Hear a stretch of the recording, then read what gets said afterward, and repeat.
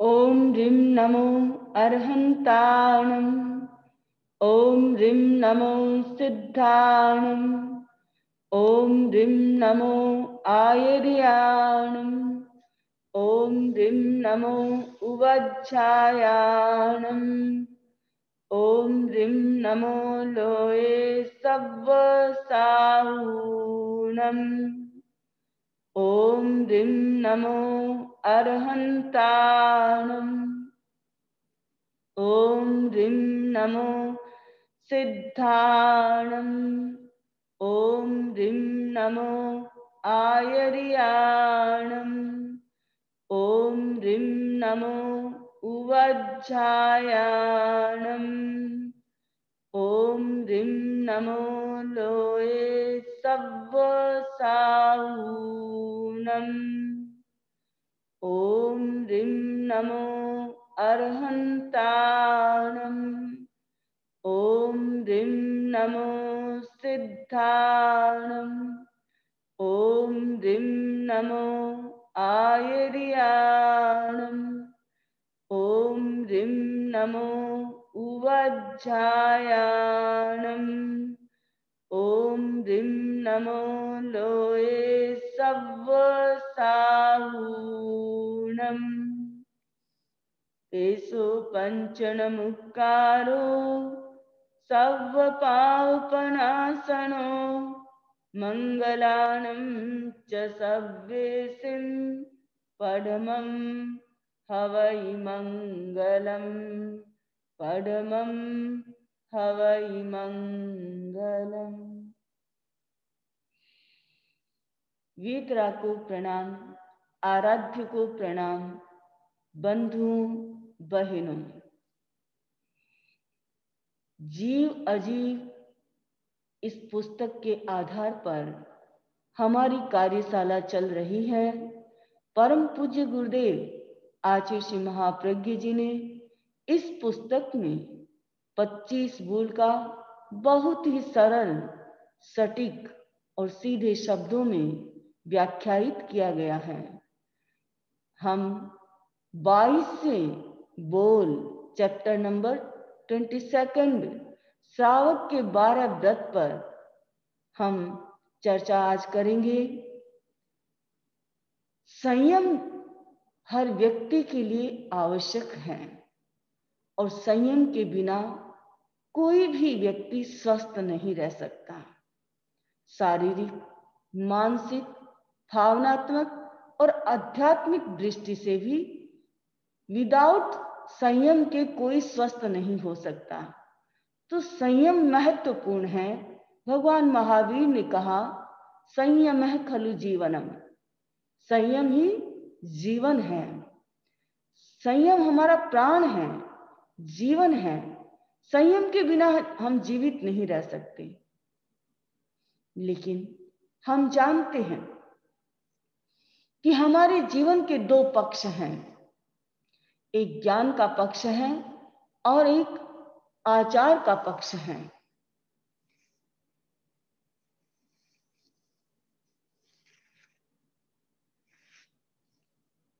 भगवान महावीर ने कहा, पढ़वम नाणं तवो दया। पहले ज्ञान फिर आचार। पर केवल ज्ञान हो और केवल आचार हो तो जीवन बैलेंस्ड नहीं होगा। किसी भी रथ को आपको गति देनी है तो उसके दोनों पहियों का बैलेंस होना जरूरी है। अगर एक पहिया स्वस्थ है और एक पहिया स्वस्थ नहीं है तो कभी भी रथ आगे गति नहीं कर सकता। इसलिए दोनों ही पहियों का स्वस्थ होना, दोनों ही व्हील का हेल्दी होना जरूरी है। ठीक वैसे ही हमारे जीवन में भी ज्ञान और आचार दोनों का समन्वय होना नितांत अपेक्षित है। बिना दोनों के संतुलन के हमारी जीवन की यात्रा जो है वो स्वस्थ और सुखद नहीं हो सकती। इसलिए ज्ञान और आचार, सम्यक ज्ञान और सम्यक आचार दोनों की युति होनी चाहिए, दोनों एक साथ होने चाहिए। और यही ज्ञान और आचार की युति ही व्यक्ति को उसके अल्टीमेट गोल मोक्ष तक ले जाती है। क्योंकि दो तरह के संयम होते हैं। शुद्ध आचरण भी दो तरह का होता है, एक है कंप्लीट और एक है पार्शियल, यानी एक पूर्ण और एक अपूर्ण। पूर्ण का मतलब है पूर्णतः संयम की साधना। एक व्यक्ति मुनि दीक्षा को ग्रहण कर लेता है तो पूर्ण संयम की साधना करता है, और एक गृहस्थ घर में रहता हुआ एक सीमा के साथ अपने जीवन को आगे बढ़ाता है। हालांकि नियम की दृष्टि से अंतर नहीं है, लेकिन एक व्यक्ति जीवन भर के लिए और 3 करण 3 योग से पूर्णतः त्याग करता है, और एक व्यक्ति सीमा के साथ वह अपने जीवन निर्वाह के लिए आवश्यक हिंसा है उसको एक लिमिट में उसे रख करके शेष का, अनावश्यक का वो त्याग कर देता है। तो एक मुनि का जीवन है और एक गृहस्थ का जीवन है। दोनों ही जीवन अपने आप में महत्वपूर्ण है। साधु पूर्णतः त्यागी बन करके पूर्ण धर्म का अधिकारी बनता है। प्राणी मात्र के प्रति उसके दिल में दया, अनुकंपा, करुणा की भावना होती है। इसलिए पूर्ण अहिंसा व्रत को, सत्य व्रत को, अस्तेय व्रत महाव्रत को, ब्रह्मचर्य महाव्रत को और अपरिग्रह महाव्रत को वो धारण कर लेता है। यानी 5 महाव्रतों को वह अपने जीवन में स्वीकार करता है। ऐसा नहीं होता कभी भी कि एक महाव्रत हो और शेष न हो। होंगे तो 5 ही होंगे, नहीं होंगे तो कोई भी नहीं होगा। तो 5 महाव्रतों को साधु अंगीकार करता है, और गृहस्थ वही 5 अनुव्रत उनको एक सीमा के साथ स्वीकार करता है। क्योंकि वह एक गृहस्थ है, उसे खाने पीने, पहनने, ओढ़ने, सोने के लिए आज और अपने जीवन निर्वाह के कार्यों के लिए सूक्ष्म जीवों की हिंसा उसे करनी पड़ती है। तो इसलिए वो उसका अपवाद रखता है।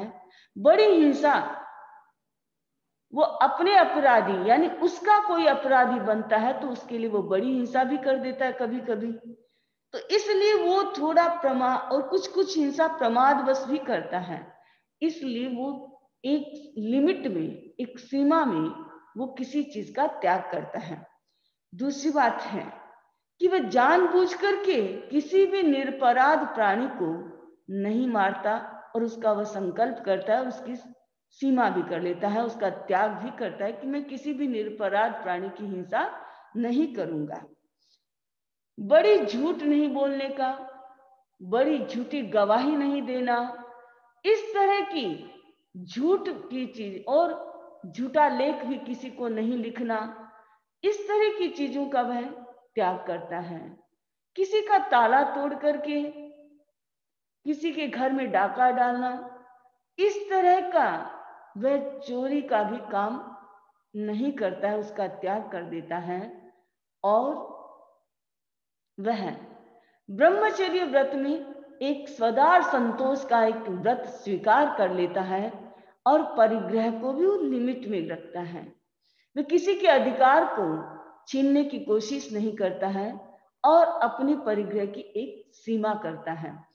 इस तरह से वह अपने जीवन को, अपनी आंतरिक शुद्धि को बढ़ाता हुआ गृहस्थ आगे की श्रेणियों में आगे बढ़ जाता है। और बंधुओं, धर्म कोई बाह्य वस्तु नहीं है, वो अपनी अपनी आत्मा का गुण है। धर्म का अर्थ होता है आत्म साधना, आत्म संयम, आत्म शुद्धि साधनम धर्म है। आत्मा की शुद्धि यही धर्म है और इसके लिए ही गृहस्थ जो है 12 व्रतों को धारण करके एक 12 व्रती श्रावक बनता है और उसके लिए जरूरत है उसे धर्म गुरु की और धर्म शास्त्रों की, और इनकी नितांत अनिवार्यता है। क्योंकि जब हम प्रारंभ किसी चीज को करते हैं तो उस समय हमें कोई मोटिवेट करने वाला चाहिए, उस समय हमें कोई दिशा दिखाने वाला भी चाहिए। गुरु दिशा दिखाने वाले होते हैं, शास्त्र हमारी दृष्टि को पवित्र करने वाले होते हैं, हमारी सही दृष्टि को जागृत करने वाले होते हैं। इसलिए उनकी आवश्यकता जरूरत हमें हर समय महसूस होती है। क्योंकि निश्चय में तो ये ठीक है कि आत्मा ही सब कुछ करती है, लेकिन व्यवहार के अंदर इनकी महत्ता है। कुछ लोगों की धारणा होती है गुरु कुछ नहीं करते, शास्त्र कुछ नहीं करते, कुछ लोगों की ऐसी धारणाएं होती हैं, लेकिन उन्हें ये समझना चाहिए कि गुरु और शास्त्र दोनों की हमारे जीवन में महत्ता है और दोनों के योग से ही हम आगे बढ़ते हैं, तब हम अपनी आत्मा में स्थिर हो पाते हैं। तीसरी बात यह भी है कि हर व्यक्ति के पास शुद्ध आचार होता है, थोड़ा थोड़ा, पूरा नहीं होता है, लेकिन न्यूनाधिक रूप में, आंशिक रूप में सबके पास होता है। और हर व्यक्ति में ये वेरिएशन होता है, तारतम्य होता है, सबका समान भी नहीं होता है। कोई फर्स्ट भूमिका में होता है तो कोई 6th भूमिका में होता है, तो कोई 8th भूमिका में होता है और कोई 12th भूमिका में होता है। यानी ये भूमिका भेद हर जगह रहता है, लेकिन शुद्ध आचार सब में होता है, चाहे वो पहले गुणस्थान का अधिकारी हो या फिर वो 5वें गुणस्थान का अधिकारी हो या छठे गुणस्थान का अधिकारी के पास तो है ही सब कुछ, लेकिन सब में शुद्धता का भाव अगर ये न हो तो फिर विकास के रास्ते ही नहीं खुल सकते। तो जो क्षोभसम भाव जिसको हम कहते हैं, ज्ञानावर्णीय, दर्शनावर्णीय, मोहनीय कर्म का, अंतराय कर्म का, इन चारों कर्मों का क्षोभसम भाव रहता है। और अगर ये न रहे तो हमारा आगे का जीवन सफल नहीं हो सकता, हम आगे कभी भी नहीं बढ़ सकते, हमारे विकास की रेखाएं कभी भी नहीं खुल सकती। तो इसलिए सबके पास थोड़ा थोड़ा तो होता ही है, और वही आगे बढ़ते बढ़ते एक श्रावक उस भूमिका में बढ़ जाता है जहां प्रतिमाधारी श्रावक बन जाता है, परिमाधारी। और आज भी परिमाधारी श्रावक बनते हैं। किसी की साधना करने की इच्छा हो तो जरूर हमारे से संपर्क करें, आराम से कर सकते हैं। कुछ परिमाएं तो अगर आपके पास समय हो तो आप आराम से कर सकते हैं। पहली परिमा, दूसरी परिमा बहुत इजी है, आप आराम से कर सकते हैं। तो लक्ष्य बनाना जरूरी होता है कि मैं लक्ष्य बनाऊं और अपने जीवन को सार्थक और सफल बनाऊं। बंधुओं, यही निर्जरा का साधन है। तीसरी बात कि जब हम आगे बढ़ते हैं तो बढ़ते बढ़ते क्या है, व्यक्ति गृहस्थ पूर्ण साधु की तरह अहिंसा, सत्य आदि का पालन नहीं कर सकता, लेकिन एक उच्च भूमिका में आगे बढ़ जाता है और वह 12 व्रतों को स्वीकार कर सकता है। 12 व्रतों का स्वीकार करना, हमने बहुत लंबे समय तक 12 व्रत की कार्यशाला चलाई थी और काफी लोगों ने उसके साथ जुड़ करके अपने आप को 12 व्रती बनाया भी है। मैं कहती हूँ आप इन 12 व्रतों को, अभी तो किसी ने 1 साल के लिए लिया, किसी ने 5 साल के लिए, किसी ने जीवन भर के भी लिया है, लेकिन आपका लक्ष्य ये रखें कि मुझे जीवन भर इन व्रतों का पालन करना है। और जैसे जैसे एज बढ़े वैसे वैसे इनकी लिमिट और कम करते चले जाना है। और संकुचित करते हुए हमें आगे बढ़ना है। जितना जितना हमारा संयम होगा उतना ही हमारा आगे का मार्ग जो है वो प्रशस्त होगा। इसलिए 12 व्रत हैं, 12 व्रतों में 5 अनुव्रत हैं। 5 अनुव्रतों में पहला अनुव्रत है अहिंसा अनुव्रत। जैसा कि नाम से ही पता चलता है कि हिंसा नहीं करना। साधु 3 करण 3 योग से हिंसा का त्याग करता है। गृहस्थ 1 करण 1 योग से करता है, 2 करण 2 योग 3 योग से भी कर सकता है। लेकिन हर एक गृहस्थ के मन में हो कि भाई मैं 5 स्थावर की पूरी हिंसा का त्याग नहीं कर सकता, पर कम से कम मैं त्रस्त प्राणियों की हिंसा का त्याग कर दूं। और त्रस्त प्राणियों में पंचेंद्रिय जीव की तो पूर्ण हिंसा का त्याग कर ही देता हूं। अब रही 2 इंद्रिय 3 इंद्रिय 4 इंद्रिय वाले जीवों की हिंसा नहीं करनी है। कभी अनजान में हो जाए, प्रमादवश हो जाए, गृहस्थी हूं, कभी मैं दवा छिड़क देता हूं या कुछ कर देता हूं, उससे जो हिंसा हो जाती है उनको रख करके खुला निरपराध प्राणी की किसी भी हिंसा का वो आराम से त्याग कर सकता है।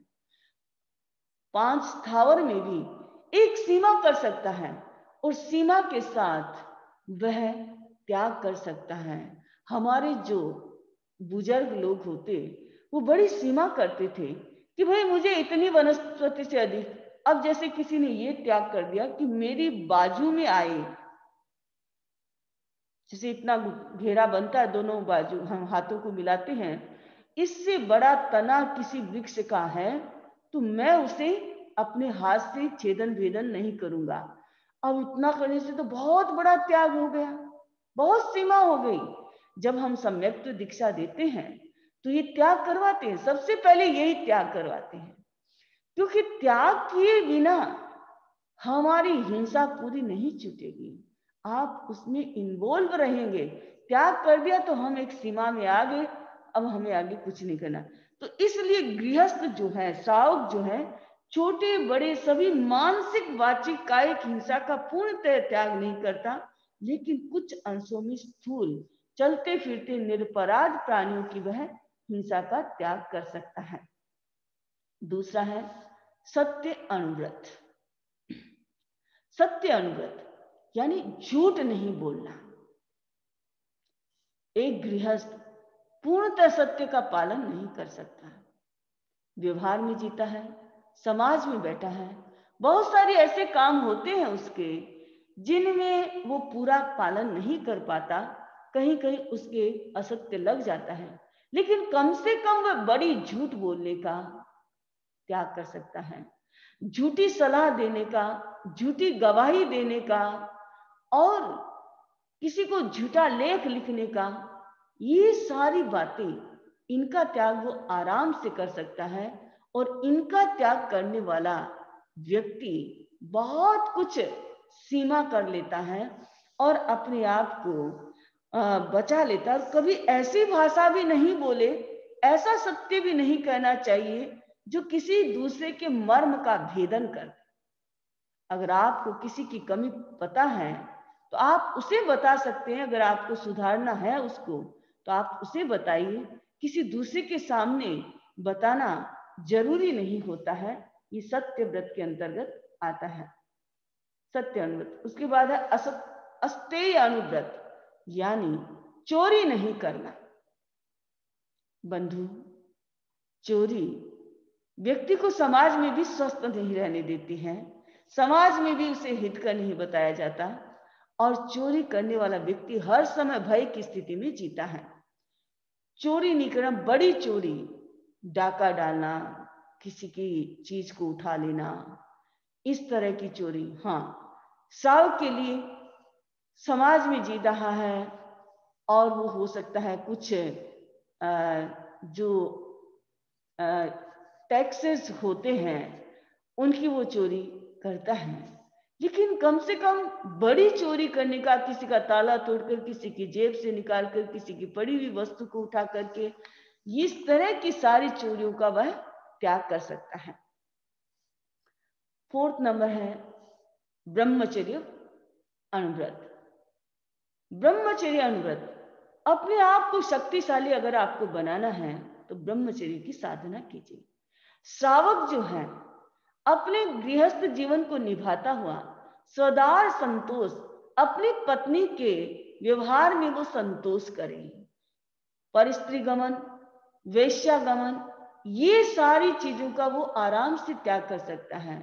अपनी पत्नी के साथ या अपने पति के साथ भी उसे एक लिमिट की जा सकती है और उसका त्याग किया जा सकता है। बंधु, ये सबसे ज्यादा हमारी शक्ति को क्षीण करने वाला जो कोई है तो अब्रह्मचर्य का सेवन है।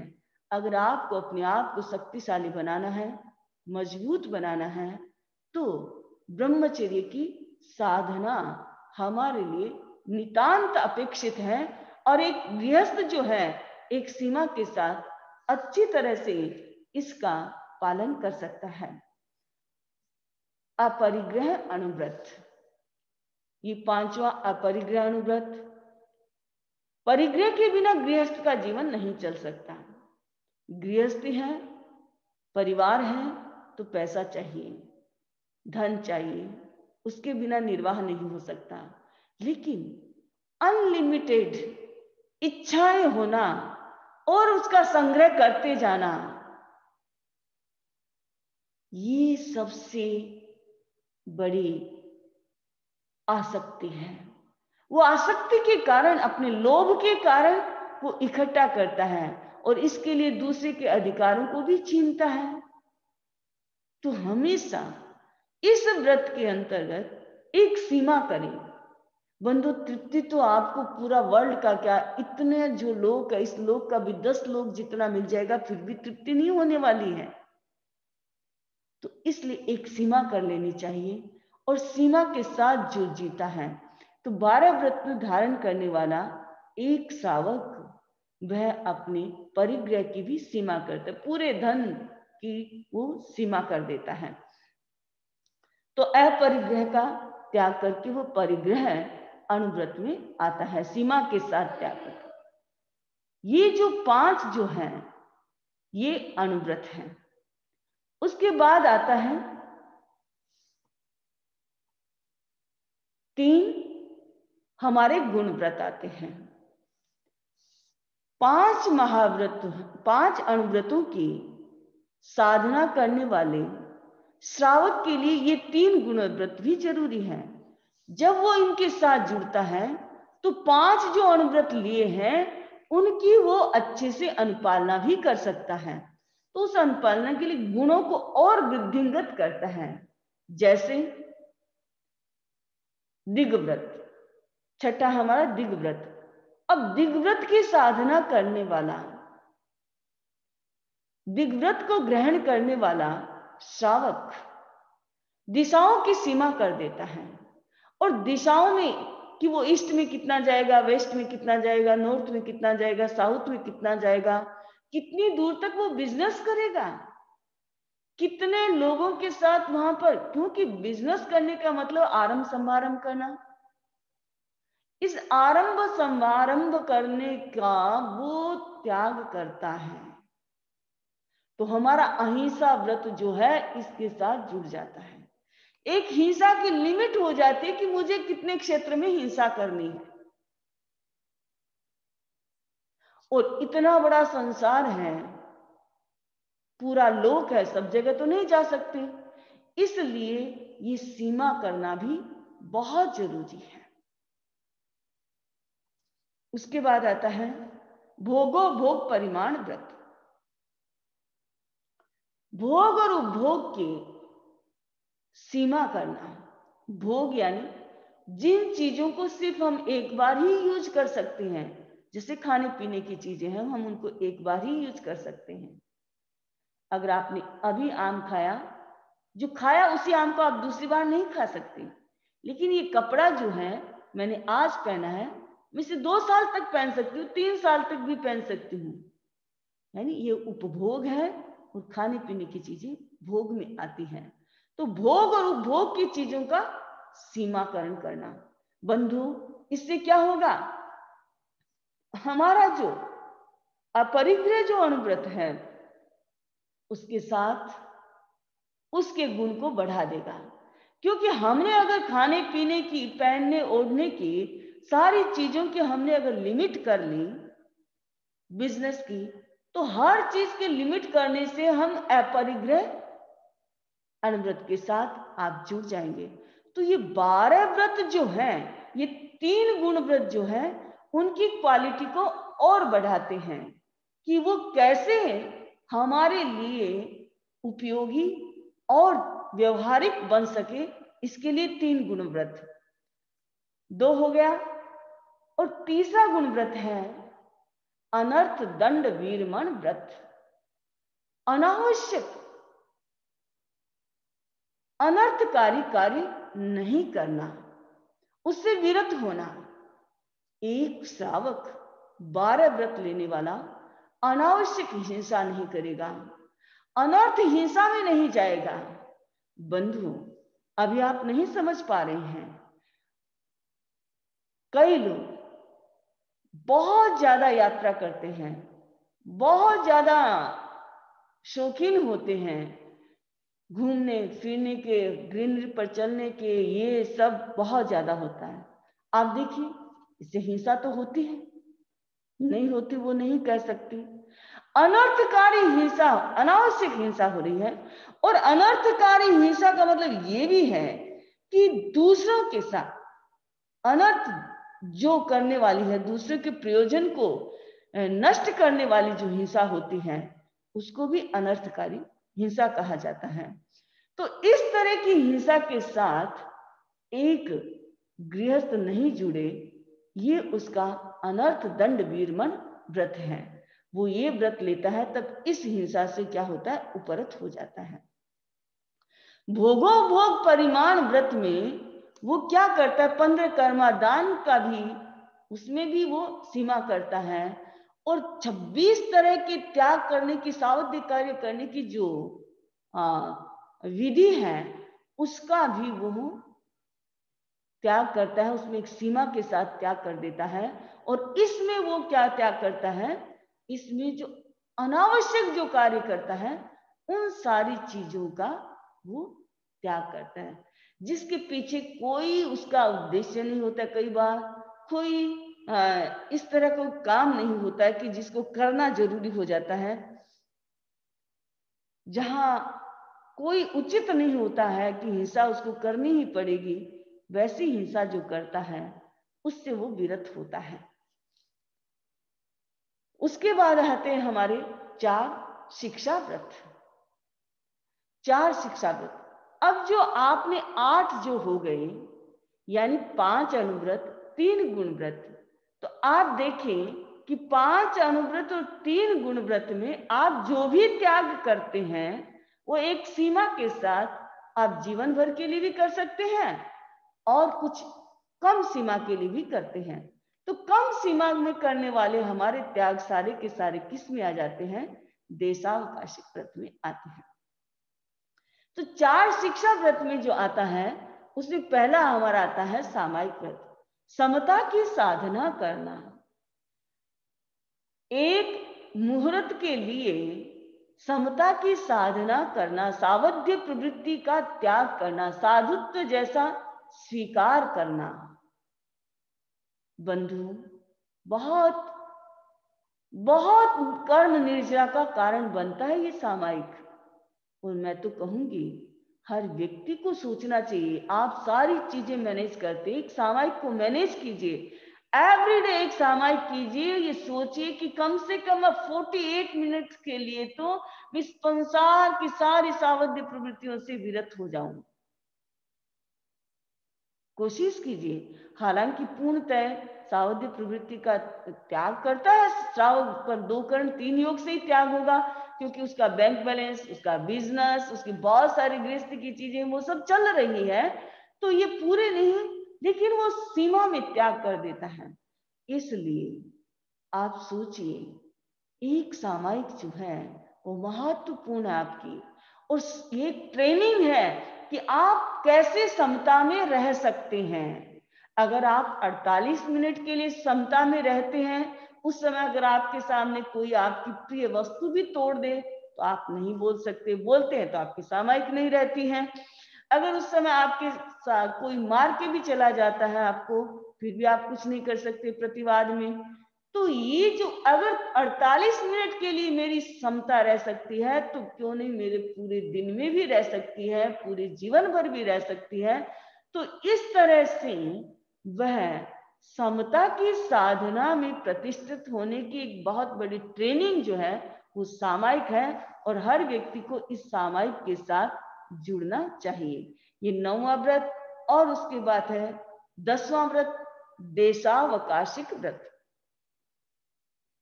देशावकाशिक व्रत, इसमें वह एवरीडे के लिए एक निश्चित अवधि के लिए हिंसा आदि का जो त्याग करते हैं आप एक सीमा के लिए, जैसे मैं आज के लिए ये नहीं करूंगा, ये करूंगा, आप जो सीमा सहित जो त्याग करते हैं थोड़ा थोड़ा, वो सारा का सारा देशावकाशिक व्रत के अंतर्गत आता है।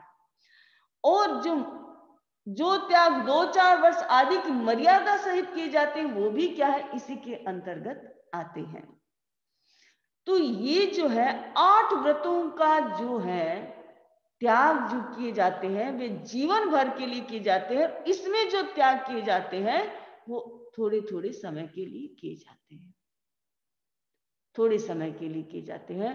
उसे देशावकाशिक, देश अवकाशिक, देश यानी सीमा, एक अंश, देश का मतलब होता है अंश, एक, तो एक सीमा के अंदर जो आप त्याग करते हैं वो देशावकाशिक व्रत के अंतर्गत आता है। मान लीजिए आज आपने त्याग कर दिया कि मुझे 15 द्रव्य से ज्यादा नहीं खाना है, तो ये 15 द्रव्य का त्याग करना देशावकाशिक आपके उसके अंतर्गत आ जाता है। पोषद व्रत 11वां है पोषद व्रत। अष्टमी, चतुर्दशी, पूर्णिमा, अमावस्या के दिन पोषद किया जाता है। अष्ट प्रहरी पोषद सबसे बड़ा पोषद होता है। 24 उपवास ही वास्तव में उपवास होता है। वास्तविक उपवास अगर कहें तो 24 ही है। अगर हम तिविहार उपवास करते हैं वो हमारे उनोद्रित अपने ही आता है, और तिविहार उपवास करके आप पोषद करते हैं, चतुर्प्रहरी 4 प्रहर वाला पोषद करते हैं, वो प्रहर भी आपका देशावकाशिक व्रत के अंतर्गत ही आता है। जब हम प्रत्याख्यान करवाते हैं तब हम पूछते हैं कि भी आपने पानी पिया, तो देशावकाशिक बोलते हैं पोषद पचकाते समय, और अगर आपने पानी नहीं पिया, चौविहार किया है, तो हम 11 पोषो वासव वयम कहते हैं। तो ये जो है कि अगर आप पूर्ण पोषद करें तो 24 पोषद उपवास करें, और तभी आपका चतुर्प्रहरी पोषद होगा, तभी आपका अष्टप्रहरी पोषद होगा। वास्तविक तो इस रियलिटी को हमें छिपाना नहीं है। हाँ, ये हमारी कमी है कि हम भाई दिन में पानी का उपयोग कर लिया, रात्रि का उतना तो कम से कम संयम हुआ हमारा, बहुत अच्छा संयम हुआ, वो भी ऐसा नहीं है नहीं हुआ। हमने अपनी वीकनेस के कारण, अपनी कमजोरी के कारण, या हमारी स्वास्थ्य के कारण हम पानी के बिना नहीं रह सकते, तो हमने दिन में प्रयोग किया, रात्रि का 24 है हमारा, और रात्रि में आपने पूरा एक साधु जैसा जीवन जी ले। तो एक बहुत बड़ी साधना है इसको, ऐसा नहीं है, लेकिन हमको वास्तविकता भी जाननी चाहिए। करना नहीं, ऐसा नहीं कि भी क्यों कर, नहीं करना तो है ही, लेकिन हमें ये भी जानना कि कभी वो भी दिन आए कि हम 24 उपवास करें और फिर हम पोषद करें, तो हमारा पूरा चतुर्प्रहरी पोषद होगा। अष्टप्रहरी पोषद भी कर सकते हैं उस दिन आप, और यहाँ तो काफी लोग भाई बहन ऐसा उपवास करते हैं और पोषद करते हैं, बहुत अच्छी साधना कर रहे हैं। हमारा 12वां जो है व्रत जो है वो है अतिथि समविभाग में बोलते हैं यथा समविभाग व्रत। यथा समविभाग, यथा मतलब जैसा है, उसमें समविभाग किसका, मेरे पास जितनी चीज है उसमें से मैं मुनि को दूं। अपने पास जो भी है और अपने निमित्त से बनी हुई चीज है, उस चीज को साधु को देना, क्योंकि साधु 5 महाव्रतधारी हैं, उसको उसके लिए बनाई हुई, उसके निमित्त से खरीदी हुई, उसके लिए लाई हुई चीज उन्हें नहीं लेनी है, और कभी हमें देना भी नहीं चाहिए आपको कि उनके लिए आप उनको दो, नहीं। आपके पास जो चीज है आप उसमें से दे सकते हैं। तो साधु को जो है वो शुद्ध दान देने की बात है, और अहोभाव के साथ देना चाहिए। दान देने की भावना सब में होनी चाहिए। और बंधु, इससे कितनी निर्जरा होती है। तीर्थंकर गोत्र तक चले जाते हैं, उसका भी बंद हो जाता है। तो ये जो है कि हम उत्कृष्ट भाव से अपने पास कोई भी चीज है, घर में रहने के लिए स्थान भी देना होता है, दे सकते हैं, और खाने पीने की चीजें भी दे सकते हैं, वस्त्र भी दे सकते हैं, और भी कोई उपकरण काम में आए वो सारी चीजें हैं वो दी जा सकती हैं। इस तरह से ये 12 व्रत जो हैं एक गृहस्थ लेकर के अपने जीवन को स्वस्थ बनाता है, अपने जीवन को स्वस्थ बनाता है, अपने जीवन को संयम के सांचे में भी ढालता है।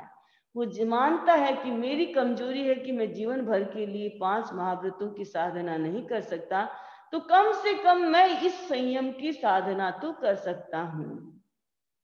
बंधु, कच्चे पानी पीने का त्याग कर दिया तो कितनी बड़ी हिंसा से बच सकता है, कितना बड़ा संयम कर सकता है। तो ये सारा संयम की साधना करने का है। अब इसके बाद आता है कि यूटिलिटी ऑफ वोज, यानी इनकी उपयोगिता क्या है। देखिए, 12 व्रत की इतनी बड़ी उपयोगिता है। अगर किसी समाज को स्वस्थ बनाना है, किसी देश को स्वस्थ बनाना है, अगर पूरे विश्व को स्वस्थ बनाना है, तो अगर आप 12 व्रतों को धारण कर लेते हैं, अगर आज सारी दुनिया, हम नहीं सोच सकते लेकिन फिर भी मन में आता है, अगर कोई पूरी दुनिया 12 व्रतों को धारण कर ले तो स्वस्थ समाज बन सकता है, स्वस्थ देश बन सकता है, स्वस्थ विश्व बन सकता है। आज सारी जो समस्याओं का जो कारण जो है वो असंयम बन रहा है। असंयम के कारण ही हमारी ये सारी समस्याएं जो है पैदा हो रही है। अमीर अमीर बनता जा रहा है, गरीब गरीब बनता जा रहा है। ये अमीर और गरीब की खाई को कैसे पाटा जा सकता है? जब संयम की साधना बढ़ती है, संयम की साधना बढ़ती है, उदार चेतना जब जागृत होती है, तब हो सकता है। तो ये 12 जो हमारे व्रत हैं उनमें देखिए, हिंसा की भावना क्या करती है? परस्पर में वैमनस्य पैदा करती है, शत्रुता को पैदा करती है। जहां हमारे मन में हिंसा की भावना आएगी, वहीं हम शत्रु बन जाएंगे। एक पौधे के पास भी अगर जाते हैं कि मुझे आज इसको करना है, काटना है, तो देखिए उस पौधे की पूरी चेतना बदल जाएगी। आपके संकल्प ने उसकी चेतना को बदल दिया, यानी शत्रुता का भाव पैदा होता है। तो हिंसा की जो भावना है वो मैत्री, अहिंसा में बदल जाए मैत्री में। अगर हम मैत्री का भाव करते हैं, मैत्री में सब भूयेषु, सारे प्राणियों के प्रति मेरा मैत्री भाव, अगर ये मैत्री भाव हो जाए, वैरम मज्जन के नहीं, मेरा किसी के साथ वैर नहीं है, किसी के साथ मेरा शत्रुता का भाव नहीं है, अगर ये भाव जब जागृत हो जाता है तो समाज में हिंसा की स्वतः ही कमी आ जाएगी। लेकिन ये जगना चाहिए सब में, मेरी आत्मा के समान सामने वाले की आत्मा है, ऐसा भाव जगना चाहिए। तब ही इस व्रत की कितनी बड़ी उपयोगिता है। अगर ये भाव आ जाए तो हिंसा समाप्त हो सकती है। दूसरा, समाज का व्यवहार जो आधार जो क्या है, व्यवहार का आधार क्या है? हमारा विश्वास। और विश्वास कब पैदा होता है? जब व्यक्ति सत्यव्रती होता है, क्योंकि भाषा के माध्यम से हमारा सारा व्यवहार चलता है। तो भाषा में अगर सत्य नहीं है तो व्यक्ति कभी भी अपने व्यवहार को अच्छा नहीं बना सकता और समाज में उसकी अच्छी क्रेडिट भी नहीं हो सकती, उसकी अच्छी प्रतिष्ठा भी नहीं हो सकती है, इज्जत भी नहीं हो सकती है। तो व्यवहार में जो है सत्य के साथ अगर व्यक्ति जीता है तो वो समाज भी स्वस्थ बनता है और वो देश भी स्वस्थ बनता है। विश्वसनीयता सबसे बड़ी जरूरत है, विश्वास। पूछा गया कि अन्न का भंडार है, शस्त्र का भंडार है, दोनों है। अगर नष्ट करना पड़े तो आप अन्न के भंडार को भी, पहले शस्त्र के भंडार को नष्ट कर दो, अन्न के भंडार को भी नष्ट कर दो, लेकिन विश्वास को कभी नष्ट मत करना।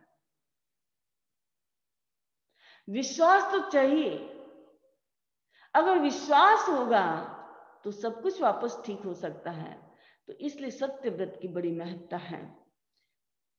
तीसरा जो हमारा जो है वो अस्तेय अनुव्रत जो है, उसकी उपयोगिता तो बहुत है। पग पग लूट खसोट, आगजनी, तोड़ फोड़, ये सब क्या है, हिंसा को पैदा करते हैं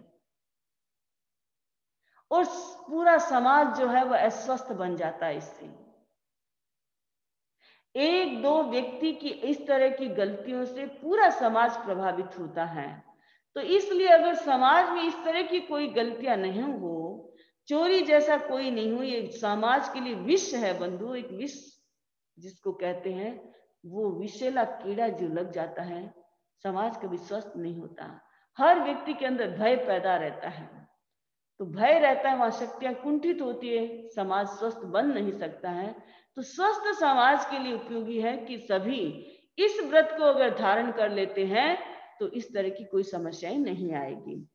ब्रह्मचर्य व्रत, ब्रह्मचर्य है व्रत, मैंने पहले भी कहा कि शक्तिहीनता हमारी आती है तो अब्रह्मचर्य के कारण आती है। समाज नीचे पतन की ओर जाता है तो अब्रह्मचर्य के कारण जाता है।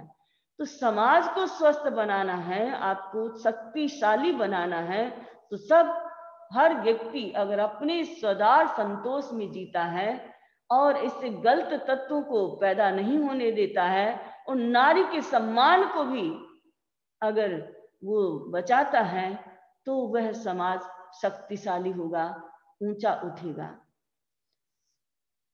फिर पांचवा जो है हमारा अपरिग्रह अनुव्रत है। अपरिग्रह अनुव्रत है, एक सीमा के साथ आप संचय कीजिए, जरूरत है आपको उतना कीजिए, अनावश्यक नहीं करें। लोगों को मैं स्टॉक कर लेता हूं और लोगों को फिर अधिक मूल्य में बेचूंगा, इसलिए इस तरह का जो धंधा बिजनेस करते हैं वो समाज के लिए अच्छी बात नहीं है। समाज अभी जैसे मान लीजिए वर्तमान में कोरोना की समस्या चल रही है और इस समय में जिन लोगों के बिजनेस चल रहे हैं अच्छे, वो लोग क्योंकि आवश्यक चीजें तो खरीद ही रहे हैं लोग, और उस परिस्थिति में अगर वो डबल या ट्रिपल या 4 गुना अगर अधिक मूल्य में चीजों को बेचते हैं तो ये जो बात है वो समाज के लिए प्रतिकूल बात होती है। समाज नीचे की तरफ जाता है, एक व्यक्ति धन कुबेर बन जाता है, एक बेचारा दरिद्र रहता है। तो अपरिग्रह अनुव्रत लेने से व्यक्ति अपनी सीमा में आ जाता है और वह किसी के लिए अनिष्टकारी नहीं बनता है। दिग्व्रत की सीमा करने से आज क्या है, साम्राज्यवादी मनोवृत्ति बन गई है। पहले था कि साम्राज्य की मतलब जमीन की सीमा, क्षेत्र की सीमाएं बढ़ाई जाती थी और उसके साथ धन दौलत की सीमा भी बढ़ती थी। लेकिन आज तो क्या है, आदमी वो सब तो रहा नहीं, एक देश दूसरे को जीते वो वाली बात नहीं रही। लेकिन आज ऐसी कंपनियां बनाते हैं, मल्टीपल बिजनेस वाली जो कंपनियां जो है, ऐसी कंपनियां, मल्टीनेशनल कंपनियां जो अनेक देशों में जो काम, ये साम्राज्य मनोवृत्ति की बात है। इसलिए आज जितनी समस्याएं जो ज्यादा हो रही है वो इसके लिए हुआ। एक तरफ तो हम ग्लोबल बन गए हैं, पूरे वर्ल्ड के साथ जुड़ गए हैं, लेकिन दूसरी तरफ अगर देखें तो अंदर से खोखलापन भी आ रहा है, जो एक समाज जो है उसको बड़ी परेशानियां इससे जो पैदा हो रही हैं। तो अपना घर तो अच्छा बनता नहीं है, यानी कहने का मतलब अपना देश तो अच्छा बनता नहीं है, हम दूसरे देश की चिंता करते रहते हैं, वहां इतना इतना खर्चा कर दे, इससे बहुत सारी थोड़ी समस्याएं भी बढ़ रही हैं। तो दिग्व्रत का मतलब है विस्तारवादी मनोवृत्ति जो हमारी जो है उस पर अंकुश लगता है, हम उसके ऊपर कंट्रोल करते हैं, हमारा जो वर्ल्ड वाइड बनने की जो एक भावना जो है उस पर कंट्रोल होता है। कौन बन पाया है? लेकिन इस मनोवृत्ति के कारण व्यक्ति बहुत सारे अनर्थ करता है। इसलिए भगवान ने जो कहा कि दिग्व्रत अनुव्रत का स्वीकार करें, दिग्व्रत व्रत को स्वीकार करें। उससे आगे आता है, उसके बाद आता है हमारा 7वें नंबर का भोगो भोग परिमाण व्रत। ये भी बहुत ही महत्वपूर्ण है किसी देश और समाज को ऊपर उठाने के लिए। अगर व्यक्ति सीमा करता है अपने खान की, पान की, रहन की, सहन की, भोग की, वस्तुओं की, सब चीजों की सीमा करता है, तो आराम से सब जीवों को रोटी मिलेगी, आराम से सब खा सकते हैं। लेकिन एक व्यक्ति तो बहुत खा रहा है, गिरा रहा है, और एक व्यक्ति के पास रोटी भी नहीं होती है। तो ये जो है, इससे क्या है, आज क्या हो रहा है, कहा जाता है कि अपने देश की उद्योग वृद्धि के लिए विदेशी वस्तुओं का उपभोग मत करो। क्यों कहा जाता था? इसीलिए कहा जाता था कि हमारे लोगों के पास रोजगार अधिक होंगे तो वो उन चीजों को उपयोग में लेंगे, तो उनको क्या होगा, रोटी मिलेगी। किसी को मांग करके, किसी को चोरी करने की, किसी के अधिकार को छीनने की जरूरत नहीं रहेगी। लेकिन समय के साथ परिस्थितियां बदल रही है और आज लोग बहुत वर्ल्ड वाइड बनते जा रहे हैं। ये सारी जो सीमाएं जो है बहुत, लेकिन एक जैन धर्म जो है इसको वर्ल्ड वाइड बनाने की जरूरत है।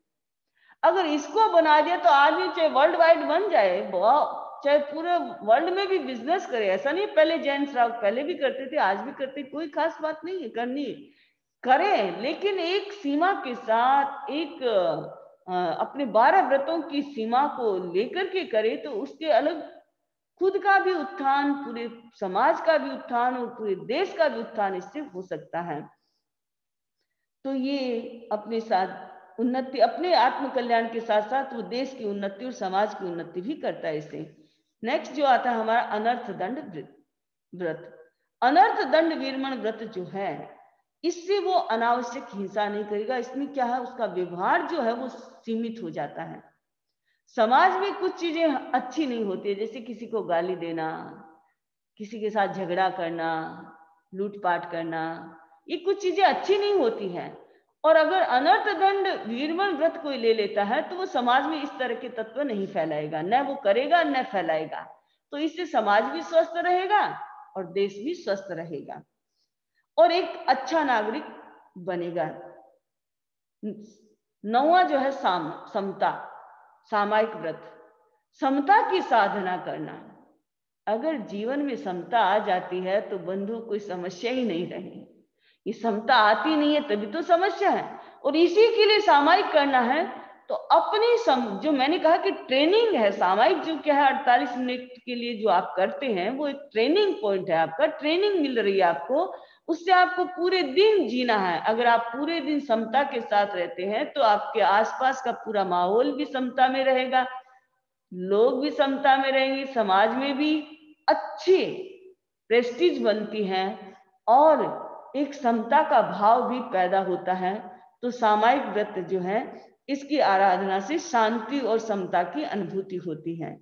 10वां देशावकाशिक व्रत जो है, इस व्रत को लेने से व्यक्ति की जो लालच की वृत्ति जो है, आसक्त लालसा की जो वृत्ति है, उस पर अंकुश लगता है।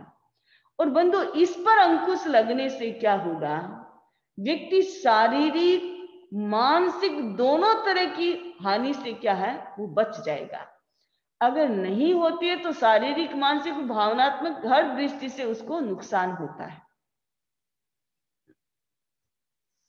तो 10वां व्रत ये सिखाता है कि भोग्य वस्तुओं की असारता को समझ करके कि वही ये जरूरी नहीं होती है,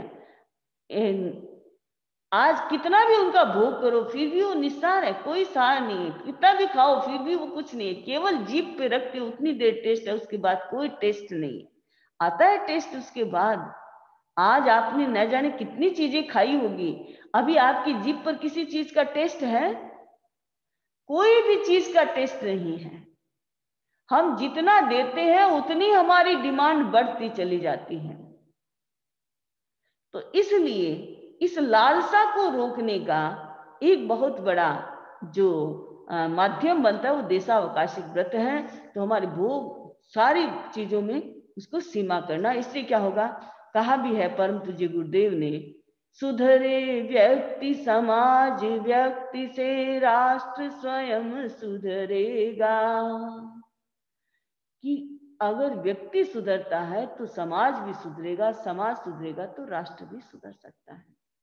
लेकिन पहले सुधार कहाँ होना जरूरी है? व्यक्ति में होना जरूरी है। आज समाज सुधार की बात चलती है, राष्ट्र सुधार की बात चलती है, पर व्यक्ति सुधार की बात नहीं चलती। और व्यक्ति सुधार नहीं होगा तो कुछ भी नहीं सुधरेगा। क्योंकि चाहे समाज हो चाहे राष्ट्र, वो है किसका समूह? व्यक्ति का है। तो व्यक्ति को ही सुधारने की जरूरत है। तो आचार्य तुलसी ने यही काम किया था। अणुव्रत मिशन जो चलाया था उसके माध्यम से व्यक्ति सुधार की बात की। उन्होंने कभी नहीं कहा कि मैं पूरे वर्ल्ड को सुधार दूंगा या पूरे देश को सुधार दूंगा या पूरे समाज को सुधार दूंगा। उन्होंने कभी भी दावा नहीं किया और कोई दावा कर भी नहीं सकता। सुधार केवल व्यक्ति का हो सकता है। व्यक्ति सुधार में, व्यक्ति में ये चेतना जग जाए, ये अनुव्रतों की चेतना जो जग जाए व्यक्ति में, बस 12 व्रत जीवन के साथ जुड़ जाए। और परम पूज्य गुरुदेव आचार्य श्री तुलसी जो अनुव्रत दिए थे वो पूरे व्यवहारिक दिए थे समाज में, और समाज का व्यक्ति उसके साथ। जब उन्होंने अनुव्रत मिशन शुरू किया था तो कई लोगों के फोन आए, क्या आपको हमें गुरु बनाना पड़ेगा? आपका अनुव्रत मिशन हमें अच्छा लगता है, हम स्वीकार कर सकते हैं, हमारे को कोई दिक्कत नहीं है, तो क्या हमको आपको गुरु बनाना पड़ेगा? उन्होंने कहा नहीं नहीं, मुझे कोई गुरु बनाने की जरूरत नहीं है। आप जिस धर्म को मानते हैं, जिस संप्रदाय को मानते हैं, उसी जिस मजहब को मानते हैं, आप उसी में रहिए। और इसलिए बंधु आज लाखों लाखों की संख्या में अनुव्रती लोग हैं। उसमें मुसलमान भी हैं, उसमें सिख भी हैं, उसमें फारसी भी है, उसके अंदर सब है। 36 कौम जिसको कहते हैं, सभी कौम के लोग उसके अंदर हैं। तो ये जो है जैन धर्म एक जन धर्म बनने की क्षमता है। और ये 12 व्रत की जो साधना है ये महत्वपूर्ण साधना है। पूरे समाज को भी और पूरे देश को भी स्वस्थ बनाने की इसमें ताकत है। पर व्यक्ति सुधार की बात है इसमें, समाज सुधार और देश सुधार की बात नहीं है, व्यक्ति सुधार की। व्यक्ति सुधरेगा तो सब सुधर जाएंगे। तो ये 10वां व्रत हुआ। और 11वां जो व्रत जो इसका है पोषद, ये व्यक्तिगत अपनी साधना है, अपनी आत्मा को ऊंची उठाने की और स्वस्थ रहने की, आत्मिक प्रसन्नता को प्राप्त करने की, शारीरिक मानसिक भावनात्मक आध्यात्मिक स्वस्थता का एक सुंदर राज जो है वो पोषद उपवास व्रत है। पोषद के साथ, उपवास के साथ पोषद करना। और 12वां जो व्रत हमारा जो है वह है यथा संविभाग, जिसे अतिथि संविभाग भी कहते हैं। तो उसमें क्या है, अपने खाने पीने और पहनने की वस्तुओं का भाग मुनि को देना। बंधु, आत्मा को ऊंचा उठाने का एक बहुत बड़ा ये माध्यम है कि मुनि को, शुद्ध साधु को शुद्ध दान देना। ये बहुत बड़ी भावना है। और भाव गर्व के साथ भी नहीं, अहंकार के साथ मेरे पास इतना इसलिए मैं इतना देता हूं, ये गर्व भी नहीं होना चाहिए। बिना निष्क्रिय भाव से, किसी भी गर्व के साथ, अहंकार के साथ नहीं देना है, स्वस्थता के साथ। और देने के बाद बताना भी नहीं कि मैंने दिया। अगर आप जाकर के ढिंढोरा पीटते हैं कि मैंने दिया, मैंने ये किया, मैंने ये किया, इसका मतलब आपने क्या किया? तो ये जो आपका जो चैप्टर जो है 22वां बोल, श्रावक के 12 व्रत, इस व्रत की साधना करने वाला व्यक्ति संयम की चेतना के साथ जुड़ता है और अपनी आत्मा का उत्थान करते हुए अपने आसपास के पूरे वातावरण को भी स्वस्थ बनाता है, समाज को भी स्वस्थ बनाता है और अपने देश को भी स्वस्थ बनाता है। आप सोचेंगे कि मैं एक बन जाऊंगा तो क्या फर्क पड़ेगा? बहुत फर्क पड़ेगा। एक व्यक्ति की शुभ चेतना, शुभ भाव पूरे वर्ल्ड के, पूरे ब्रह्मांड पर उसका असर पड़ता है, और एक व्यक्ति के गलत भाव और गलत विचार, उसका भी पूरे ब्रह्मांड पर असर पड़ता है। आपको मैं एक बात ये भी बताना चाहती हूँ कि दुनिया में जो गलत लोग तो कितने हैं, अंगुली पर गिनने लायक ही हैं, ज्यादा नहीं है, ज्यादा तो अच्छे ही लोग हैं। इसलिए लेकिन क्या हो ये रहा है कि उनकी ताकत इतनी बढ़ रही है कि लोग कहते हैं कि ऐसे तत्व है, ये ऐसे करते तो हम क्या कर देंगे इतना सा। ये सबसे बड़ी कमी है। मैं तो कहती हूँ हर व्यक्ति अच्छे करने वाले को सोचना चाहिए, मुझे तो अच्छा ही करना है, मैं अपनी तरफ से अच्छा ही करूंगा, दूसरा कोई कुछ भी करे मुझे उससे कुछ लेना देना नहीं है। तो बंधु, अगर अच्छा काम करने वाले, क्योंकि दुनिया में ज्यादा अच्छे ही लोग हैं, कम खराब लोग कम हैं, अच्छे ज्यादा हैं, अगर वो सब मिलकर के ये कर ले संकल्प कि हमें पूरे वर्ल्ड को बदलना है तो बदल सकते हैं, पर ये संकल्प जगना चाहिए। हमें स्वस्थ बनना है, हमें ये संकल्प जगना चाहिए, संयम की चेतना जगनी चाहिए। तो ये जीव अजीव का भी बोल है, चैप्टर है ये 22वां चैप्टर। और जैन तत्व विद्या, क्योंकि हमारा ये जो मंगलवार की जो क्लास जो है हमारी जैन तत्व विद्या की है, उसमें भी आपके ये 12 व्रत हैं, तो इसलिए मैंने दोनों को कंबाइन कर दिया है, दोनों के अंदर है, ताकि वो हम वापस रिपीट नहीं करें। जब हम उसके और चैप्टर पर जाएंगे तो ये चैप्टर हमारे कंप्लीट रहेंगे, और इधर जीव अजीव की हमारी जो कार्यशाला है वो भी हमारी कंप्लीट हो जाएगी। इस दृष्टि से हमने साथ में किया है। तो मैं सबके प्रति ये मंगल कामना करती हूँ कि ये जो तत्व ज्ञान के प्रति आपकी जो जिज्ञासा बढ़ रही है वो संयम के साथ भी अब आगे बढ़े। ये 12 व्रत जो आज आपने सुने, पहले भी सुने हैं, उनको धारण भी किया कुछ लोगों ने नहीं धारण किया है, वो भी इसके साथ जुड़े और उनको धारण करें, जिससे कि आपका जीवन स्वस्थ बने, आपका परिवार स्वस्थ बने, आपका समाज स्वस्थ बने और आपका देश भी स्वस्थ बने। ऐसे हम आप सबके प्रति मंगल कामना करते हैं। ओम अरहम, ओम अरहम।